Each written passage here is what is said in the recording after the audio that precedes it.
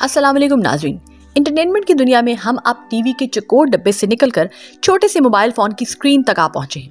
اگر میں یہ کہوں کہ یہ سفر شرافت سے فحاشی تک کا سفر ہے تو شاید بے جا نہیں ہوگا۔ آج کا دور سوشل میڈیا کا دور ہے اور اس دور میں ریٹنگ کا چکر ہی اصل چکر ہے۔ جتنے ویوز ملیں گے اتنی ہی کامیابی حاصل ہوگی۔ ٹاپک چاہے کچھ بھی ہو، بس مرچ مسالہ لگانا ہوگا، پھر چاہے کسی بھی شعبے کی دھجیاں ہی کیوں نہ بکھیر دی جائیں۔ آج کل سوشل میڈیا پر ویب سیریز کا بہت چرچا ہے۔ سب سے پہلے یہ ایکسپلین کر دوں کہ یہ ویب سیریز ہوتی کیا ہے۔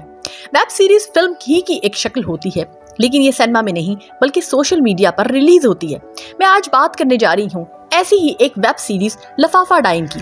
لفافہ ڈائن کی سٹوری بیس کرتی ہے ایسے صحافیوں پر جو کہ لفافے وصولتے ہیں، یعنی رشوت لیتے ہیں اور من پسند تبصرے یا پروگرام چلا دیتے ہیں۔ اس سیریز میں مرکزی کردار ادا کیا ہے اداکارہ مشال خان نے، جبکہ اس کے ڈائریکٹر راؤ ایاز شہزاد، رائٹر عادل اور پروڈیوسر فرحان گوہر ہیں۔ اداکارہ مشال خان نے بی بی سی کو اپنے حالیہ انٹرویو میں بتایا کہ گو کردار بہت بولڈ تھا لیکن اس میں اداکاری کا مارجن بہت زیادہ تھا۔ اب بات کرتے ہیں کچھ سیریز کے بارے میں۔ اس سیریز میں اداکارہ مشال خان ایک بولڈ صحافی خاتون آئینہ علی کے روپ میں نظر آئیں، جو گھٹیا لباس زیب تن کرتی ہے، جو یہ دعویٰ کرتی ہے کہ ان کی شمولیت کسی بھی چینل کی کامیابی کی ضمانت ہے۔ علاوہ ازیں وہ سگریٹ اور شراب نوشی بھی کرتی دکھائی دیتی ہے۔ اس کے پیچھے دراصل وہ فحاشی اور عریانیت نظر آتی ہے جس کا سہارا لیا گیا ہے اس ویب سیریز کو کامیاب بنانے کی خاطر۔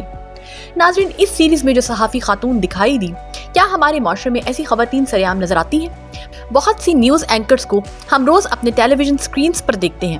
ان میں سے کتنی اینکر پرسن ایسی ہیں جو فحش لباس زیب تن کرتی ہیں یا کھلے عام سگریٹ نوشی کرتی ہیں؟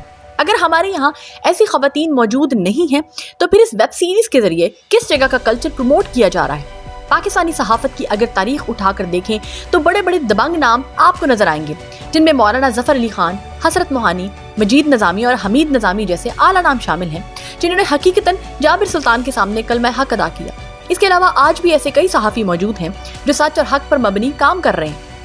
اس سے پہلے بھی ٹوڈیلز کے نام سے ایک ویب سیریز بنائی گئی تھی جس میں اس کو کامیاب بنانے کے لیے فحاشی اور عریانی کا سہارا لیا گیا تھا۔ انڈین سوشل میڈیا چینلز پر آج ہر طرف گھٹیا ویب سیریز کی بھرمار ہے جن کے فالوورز ملینز کی تعداد میں ہیں۔ اسی رجحان کو دیکھتے ہوئے اب پاکستان میں بھی یہ ٹرینڈ پروموٹ کیا جا رہا ہے۔ میرا سوال یہ ہے کہ ہمارے معاشرے میں فحاشی کے علاوہ اب کوئی اور مسائل نہیں ہیں؟ بے روزگاری، بھوک، افلاس، غربت، جہیز، کیا یہ معاشرے کی وہ تاریک پہلو نہیں ہیں جن کو موضوع بنانا چاہیے؟